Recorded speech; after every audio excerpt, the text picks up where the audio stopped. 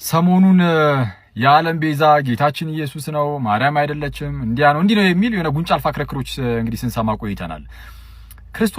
ክርስቶስ የዓለም ቤዛ ነው የሚለው ላይ እንግዲህ የሚክድ የለም። ኦኬ አለ፣ የሚክድ አለ። የሚክደው ማን ነው ከተባለ በፕሮቴስታንት ውስጥ ኢየሱስ የዓለም ቤዛ የሚለው ይካዳል። በተለይ በሪፎርምር ቴዎሎጂ ውስጥ ማለት ነው። ምናልባት እዚህ ሚዲያ ላይ እነ ወንድማችን እነዚህና ማንሻሉ ምናምን የሚባሉ ሰዎች የሚከተሉት ቴዎሎጂ ማለት ነው። እዛ ላይ ቱሊፕ የሚባል 5 ፖይንቶች አሉ አይደል? የካልቪኒዝም 5 ፖይንቶች ቱሊፕ TULIP ኤል ሊሚትድ አቶንመንት የምትል ናት።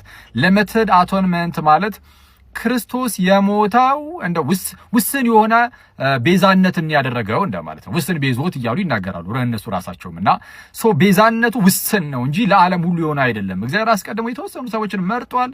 ለእነርሱ ብቻ እንዲሞት ልጁን ልኳል። ልጁ መጥቶ የሞተውም አስቀድሞ ለተመረጡ ለጥቂት ሰዎች ብቻ ነው እንጂ ለዓለም ሁሉ አይደለም የሚል ትምህርት አላቸው።